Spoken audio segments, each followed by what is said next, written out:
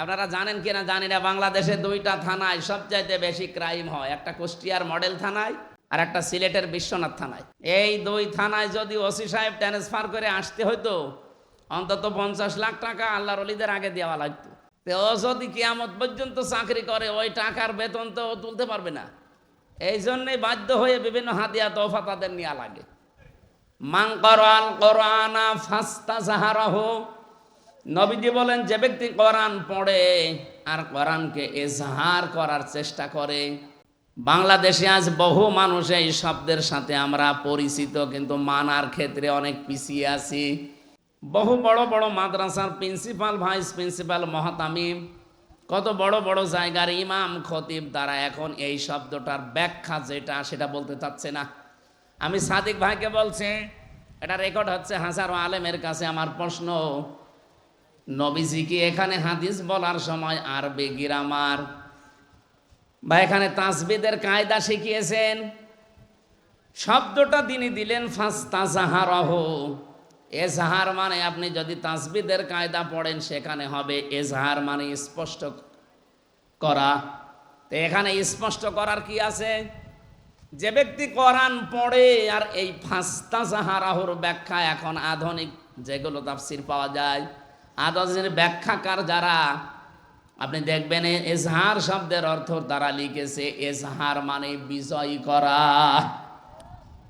কথা বোঝেন আমার? যে ব্যক্তি কোরআন পড়ে আর কোরআনকে বিজয় করার জন্য চেষ্টা করে। ও বাংলার মুসলমানের নিজের কাছে এবার প্রশ্ন করেন তো, এই দেশে 54 বছর আমরা স্বাধীন হয়েছি, কোরআন আমরা পড়ি শুদ্ধ করে, ঠিক আছে, কোরআন আমরা বুঝি হালকা কম বেশি, ঠিক আছে, নিজের ব্যক্তিগত পারিবারিক জীবনে আমরা মানিও, এটাও ঠিক আছে, কিন্তু 4 নাম্বারটা কোরআনে কারিমকে বিজয় করা লাগবে, এই কথা বলতে গেলেই বহু ইমাম, বহু আলেম, বহু জায়গা থেকে বাধা এখন আসে, বলে আমরা ওর ভেতরে নেই। তো এটা কি আপনার বাবা করবে নাকি? কোরআনকে যে এজহার করা লাগবে, বিজয় করা লাগবে, দাঁড় করানো লাগবে, কায়েম করা লাগবে, এটা কি আপনার বাবা করবে না ফেরেশতা আসবে? এইটার কথা বললে আপনি বিভিন্ন জায়গা থেকে কথা শোনেন, শোনার পরে যেন আপনার সুর পাল্টিয়ে দেন যে এটা রাজনীতি। এটা রাজনীতি হয় কি করে? আপনি বাস্তবতার দিকে তাকেন। আল্লামা শাহ আহমেদ শফি, হেফাজত ইসলামের সাবেক আমির, উনি যতদিন কোরআন হাদিস পড়েছিলেন এই দেশে কেউ ওনার শত্রু ছিল? এক কথা বলা লাগবে। যতদিন বুঝেছিলেন শত্রু ছিল, যতদিন বুঝিয়েছিলেন মানুষকে নিজে ব্যক্তিগত আর পারিবারিক জীবনে মেনেছিলেন, কারণ এর উপরে আর মানা সম্ভব না। ব্যক্তিগত আর পারিবারিক জীবন পর্যন্ত তিনি মানতে পারতেন, এর উপরে মানতে গেলে কোরআন কায়েম থাকা লাগে, তাছাড়া মানা যায় না। এ পর্যন্ত যতদিন মেনেছিলেন একটা শত্রু বাংলাদেশে তার ছিল না, কিন্তু যখনই 4 নাম্বার শর্ত পূরণ করতে গেছেন, না এর ভেতরে যা নিষেধ আছে এই দেশে আমি করতে দেব না, আল্লাযীনা ইউযুনা রাসূলাল্লাহি লাহুম আযাবুন আলীম, যারা রসুলকে কষ্ট দিচ্ছে এবং দেবে তাদের জন্য যন্ত্রণাদায়ক শাস্তির ঘোষণাকার। সুতরাং এই দেশে 13 দফা দিয়েছিলেন যে রসুল্লাহকে যে গালি দেবে, অপমান করবে তার মৃত্যুদণ্ড দেওয়া লাগবে। এটা কি উনি বানিয়েছিলেন না কোরআনে আছে? যখন এইটা বললেন যে এটা মানা লাগবে, তখন তার নাম পর্যন্ত দেখেন পাল্টিয়ে দিয়েছে। ওর নাম দিয়েছে কি? তেঁতুল হুজুর। ওনার নাম কি তেঁতুল হুজুর? আল্লামা সাইদি রহমতুল্লাহ আলাই যতদিন কোরআন শুদ্ধ করে পড়েছেন, বুঝেছেন, নিজে মেনেছেন, কোনো সমস্যা ছিল না।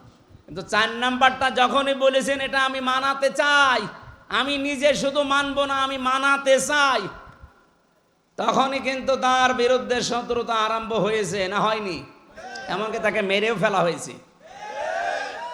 বাস্তবতা এইটা। আমি যতদিন কোরআন পড়েছি, বুঝেছি, নিজের পরিবার আর নিজের ব্যক্তিগত জীবনে মেনেছি, আমার কেউ এদেশের শত্রু ছিল না, এখনো নেই। কিন্তু যখনই আমি বলছি যে না এটা আমি মানুষকে মানাতে চাই, আর মানাতে চাইলে তো ব্যক্তি পরিবার শেষ না, এরপরে সমাজ লাগবে, রাষ্ট্র লাগবে। কথা বলেন। আমি তো হাদিস কোরআন এইভাবেই পড়ি, মান করাল কোরআনা ফাস্তাজাহারাহু, যে ব্যক্তি কোরআন পড়ে আর কোরআনকে এজহার করার, বিজয় করার চেষ্টা চালায়। কেন আল্লাহর নবী বিজয় করার কথা বলার পরে মাঝখানে ফা নিয়ে আসলেন? এতটুকু তো শেষ করে দিতে পারতেন, কোরআন পড়ে আর কোরআনকে বিজয় করে না। হাল্লা হালালাহু ওয়া হাররামা হারামাহু, হালালকে হালাল জেনে আঁকড়িয়ে ধরে আর হারামকে হারাম জেনে ছেড়ে দেয়। এই দুইটা কথা কেন নিয়ে আসলেন এই এজহারের পরে? আমি ব্যাখ্যায় বেশি টেকায় মুহাদ্দিসিন কিরাম লিখেছেন, এইটা কোরআন যদি এজহার থাকে, বিজয় থাকে, কায়েম হয়ে যায়, ওই সমাজে হালালকে হালাল আর হারামকে হারাম জেনে মেনে নেওয়া সহজ হয়। এই কথা বলছেন আপনি? বলেন তো, 54 বছরে বাংলাদেশে কোরআন বিজয় হয়েছে? বলেন বলেন। হ্যাঁ, শুদ্ধ করে পড়া হয়, নিজে মানা হয়, নিজে বোঝা হয়। 4 নাম্বারটা এখনো নেই।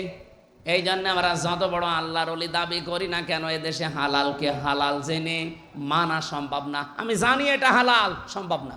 হারাম জানি, ছেড়ে দেওয়াও সম্ভব না। এরকম পরিবেশ দেশে নেই।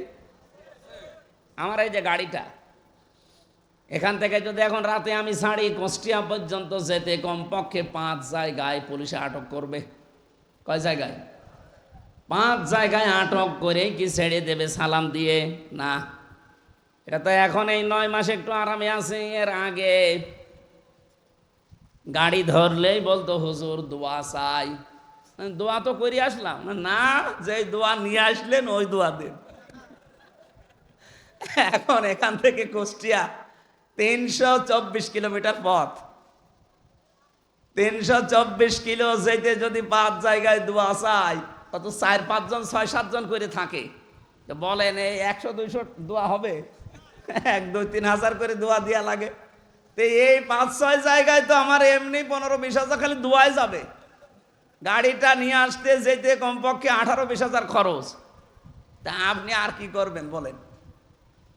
এখন ওনাদেরকে যদি জিজ্ঞাসা করে আপনি দোয়া করে আসলাম, এরপরও শোনেন না এই দোয়া চান, মানে হুজুর কিছু করার নেই, এ দোয়া শুধু আমরা নেই না, এ দোয়া উপরে পাঠানো লাগে। কথা বোঝেন? এ দোয়া কোথায় দেয়া লাগে? প্রতিদিন যদি রাতের বেলা এভাবে আমাদের 50,000 উপায় হয়, আমরা এই 5 জন মিলে হয়তো 20-30 হাজার নেব, আর 20 হাজার যাবে আল্লাহর ওলিদের কাছে উপরে। এখন বলেন, ওরা যদি ইচ্ছা করে তাও কি এই হারাম থেকে বেঁচে থাকা ওদের দ্বারা সম্ভব? যে মাসে আপনি কামাই ওইভাবে করে দিতে পারবেন না, তখন আপনাকে আর এই কুমিল্লায় রাখবে না, এখান থেকে পাঠিয়ে দেবে ও সেই বান্দরবন। তো কে বউ ছেলে মেয়ে রেখে ওখানে থাকবে কে? এই জন্য বাধ্য হয়ে জানে যে এটা হারাম কাজ, এরপরও হাদিয়ার নামে, তৌফার নামে অথবা বিভিন্ন নাম দিয়ে বলে যে কি করব। আমি যে ওসি সাহেবকে পড়াতাম, ওনার কাছে একবার 10 লাখ টাকা ঘুষ এসেছিল ওই 10 সালে। আমি ওই দিন আয়াত পড়াচ্ছি, ঘুষের আয়াত, যে লা তাকুলু আমওয়ালাকুম বাইনাকুম বিল বাতিল। দিকে তাকিয়ে বলছে, হুজুর নেবেন মানে?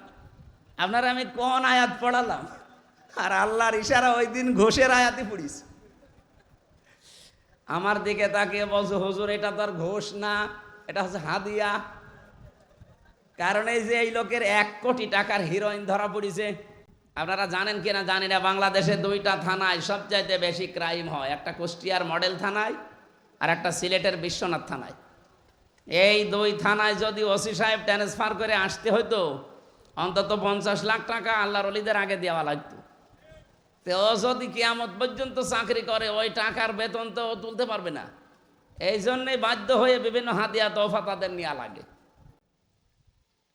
আমারে বলছে, হুজুর আমি কি করব? আমি কি করবেন মানে, আপনারা সরকার হাদিয়া দেয় না, আপনার তো নির্ধারিত বেতন আছে।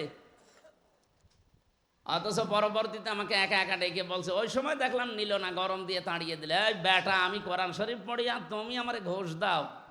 ওই সময় তাড়িয়ে দিল। পরবর্তীতে নিয়েছে কিনা আমি জানি না। তা আমার একদিন ঘরে একা একা ডেকে বলছে, হুজুর আসলে আয়াত তো পড়াচ্ছেন আমারে ঠিক আছে, কিন্তু বাস্তবতা আমি মানবো কি করে? আমার বেতন 42,000 টাকা ওই সময় মনে হয়েছিল। আমার স্কেল এখন আমার বেতন সব মিলে আমি 42,000 টাকা পাই। অথচ আমার ছেলে মেয়ে 2টা ঢাকা বিশ্ববিদ্যালয়ে, আর আমার বউ থাকে ঢাকাতে, সব মিলে তাদের পেছনে আমার 50,000 টাকা খরচ, বাসা ভাড়া আর খাওয়া দাওয়া দিয়ে। বেতন কত? এক মাসে খরচ কত? ওই 8,000 টাকা তো ফেরেশতারা দিয়ে যায়। কোরআন যদি এজহার থাকতো এই দেশে, কোরআন যদি বিজয়ী থাকতো এই ওসি সাহেব হালালকে হালাল জেনে মেনে নিতে পারতো, হারামকে হারাম জেনে ছেড়ে দিতে পারতো, সেই ব্যবস্থা করতো রাষ্ট্র। কথা বলছেন?